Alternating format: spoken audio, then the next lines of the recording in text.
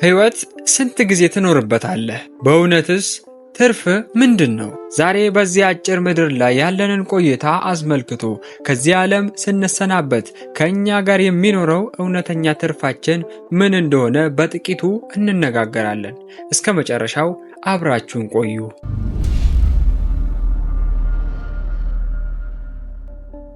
በስመ አብ ወወልድ ወመንፈስ ቅዱስ አህዱ አምላክ አሜን።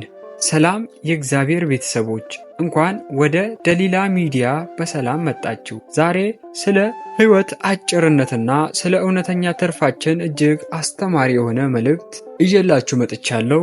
እስከ መጨረሻው አብራችሁን ቆዩ።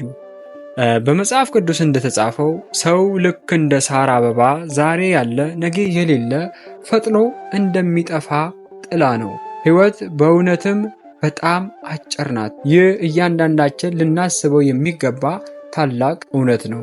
ታዲያ በዚህች አጭር ምድር ላይ ያለን ቆይታ ትርጉሙ ምንድን ነው? ከዚህ ዓለም ስንሰናበት ከኛ ጋር የሚዘልቀው ወይም ለሌሎች የምንተወው ትርፍ ምንድን ነው? ምናልባት አንዳንዶች የገንዘብ ሀብት፣ ዝና ወይም የትምህርት ደረጃ ሊመስለን ይችላል።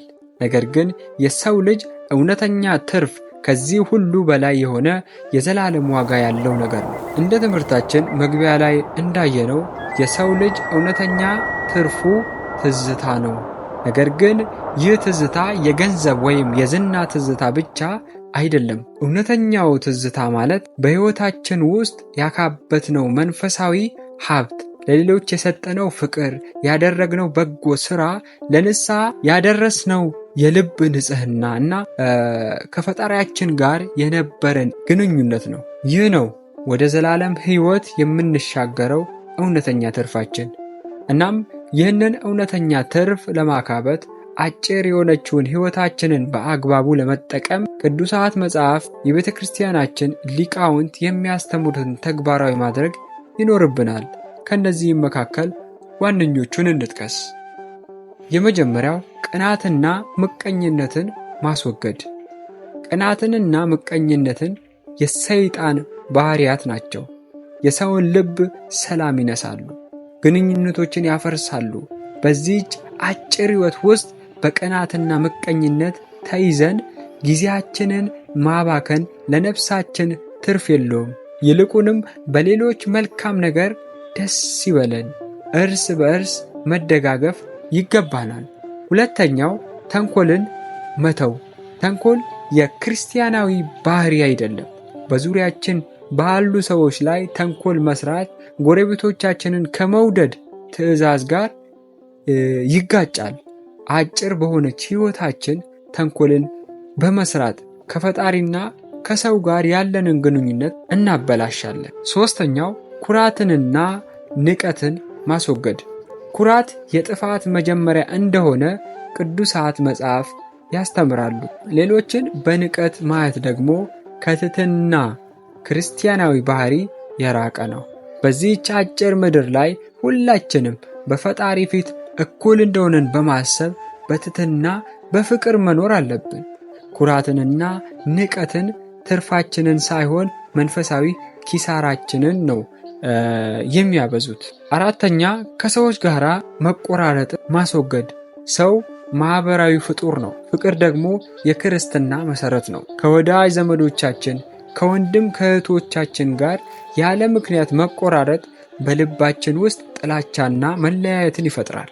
አጭር የሆነችውን ሕይወታችንን በፍቅር በይቅርታና በመተሳሰብ እንድትሞላ እንጂ በባዶ መቆራረጥ እንድታልፍ አይገባትም።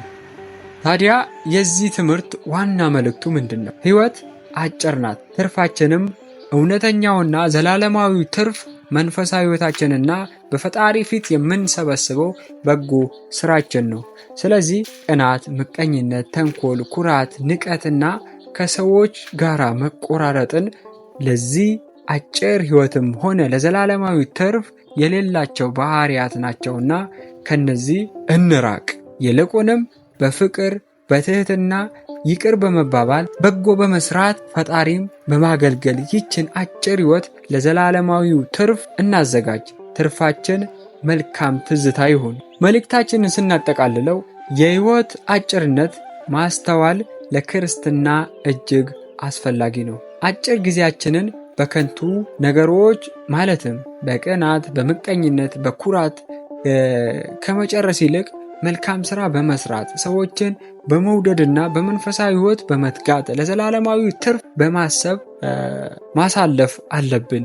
ለዘላለማዊ ትርፍ ማሰብ እንዳለብን የሚያሳስብ መልእክት ነው። እውነተኛ ትርፋችን በፈጣሪ ፊት የምናገኘው መንፈሳዊ ሀብትና የምንተወው መልካም ትዝታ ነው ማለት ነው።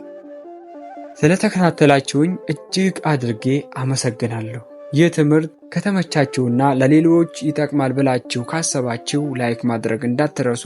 በቀጣይ የምለቃቸው መንፈሳዊ ትምህርቶች እንዲደርሳችሁ ደግሞ ደሊላ ሚዲያን ሰብስክራይብ በማድረግ ቤተሰብ መሆን አትርሱ። ጥያቄ ወይም አስተያየት ካላችሁ ከታች በኮሜንት መስጫ ሳጥኑ ላይ አስቀምጡልኝ። ለሁላችሁም መልካም የህይወት ጉዞና የመንፈሳዊ ትርፍ ማካበት ጊዜ እመኝላችኋለሁ። እግዚአብሔር ያክብርልኝ። ከልብ ወዳችኋለሁ። ወስብሐት ለእግዚአብሔር። ይቆየን።